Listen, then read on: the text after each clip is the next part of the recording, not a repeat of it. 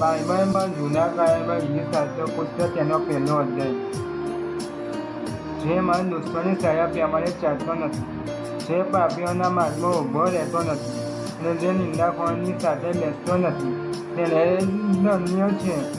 પણ યહોવાના નિયમશાસ્ત્રથી હર્ષ પામે છે અને રાત દિવસ તે તેના નિયમશાસ્ત્રનું મનન કરે છે. વળી તે નદીની પાસે રોપાયેલા ઝાડના જેવો થશે, જે પોતાના ફળ પોતાની ઋતુ પ્રમાણે આપે છે અને જેના પાંદડા કદી પણ ચીમળાતા નથી. વળી જે કંઈ તે કરે છે તે સફળ થાય છે. દોષનો એવો નથી, પણ તેઓ પવનથી ઉડતા પથ્થર જેવા છે.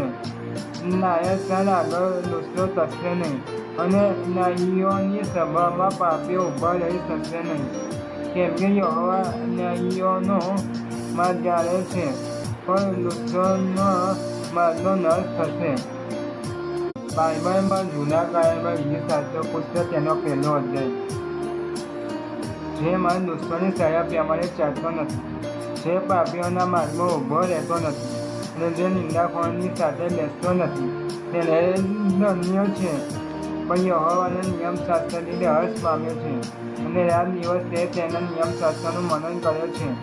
વળી તે નદીની પાસે રોપાયેલા ઝાડના જેવો થશે, જે પોતાના ફળ પોતાની ઋતુ પ્રમાણે આપે છે અને જેના પાંદડા કદી પણ ચીમળાતા નથી. વળી જે કંઈ તે કરે છે તે સફળ થાય છે. દોષનો એવો નથી, પણ તેઓ પવનથી ઉડતા પથ્થર જેવા છે. ન્યાયસ્થાન આગળ દોષનો ટકશે નહીં અને ન્યાયીઓની સભામાં પાપીઓ ઊભા રહી શકશે નહીં. કેમ કે યહોવા ન્યાયીઓનો માર્ગ જાણે છે, પણ દુષ્ટોના માર્ગનો નાશ થશે.